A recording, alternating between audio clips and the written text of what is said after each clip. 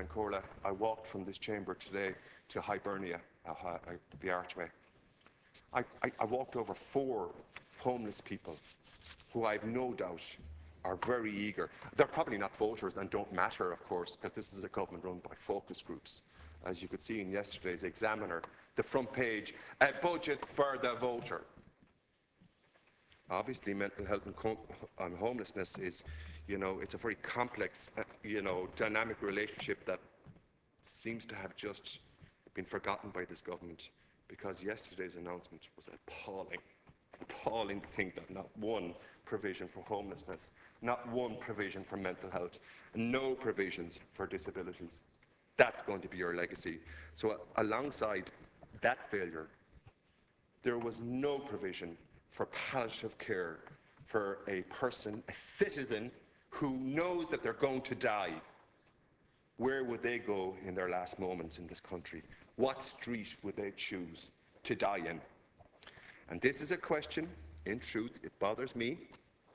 And on the other hand, it's bothering all of the homeless agencies, but there was no provision at all for respite, palliative care for homeless people in the budget yesterday.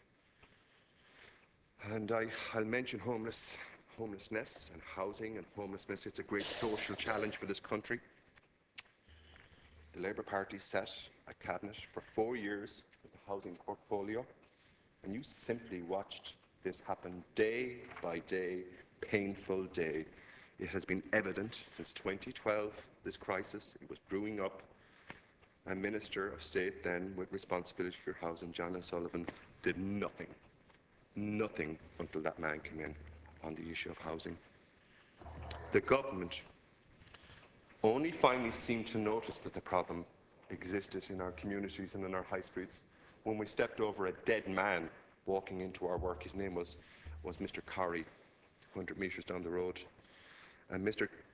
Minister Kelly took it upon himself to solve it. At first, it seemed that something might be done. There were significant announcements, and we were told that Minister Kelly was kicking down the doors and he was opening up the doors, and we were getting a resolution, and there wasn't going to be a firing pill held back on the situation.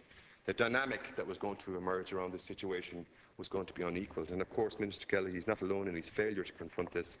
His party leader, Taoiseach, Minister for Social Protection, she has played her own part. Despite being advised to do so by organisations such as Threshold, Focus, and even Father Peter McPherry, she stubbornly refused to increase the limits on rent supplement. The consequence of that, Cancorla, in my own hometown, families sleeping in sheds, turf sheds. That's the result of this government policy. I apologise if I've broken protocol, Cancorla. It's critically important that we are transparent and close to the truth.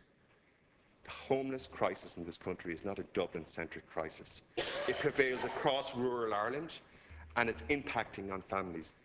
Children living in turf sheds for their 9th week this week. That's the legacy of this government. 9 weeks sleeping in a turf shed. Of course, now the Simon community tell us we're faced with a situation where 93% of properties for rent are outside of the rent supplement cap. And on the day that that was checked, not one property was available to rent in 5 of the largest cities in this country. So the crisis is quite evident in Dublin.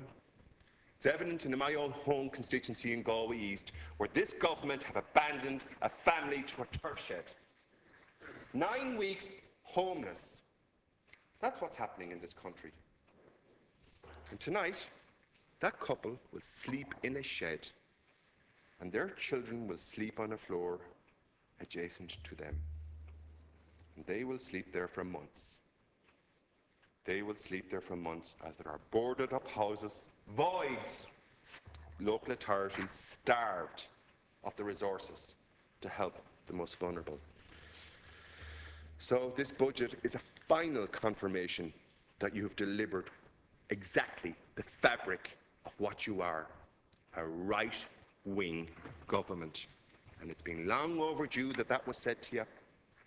the damage that you have done to society with regressive budgets year after year, independently validated as regressive. Thank you, Deputy. I appreciate, Minister, that the truth hurts, and that's why you try and disrupt the truth. Go and listen to the people outside. Go and listen to the homeless people, if you would bother, because you're obviously not listening to their representatives. You've ignored them, like you've ignored people with disabilities. The most they're worth is a cold cup of coffee on a September morning by the Prime Minister of this country.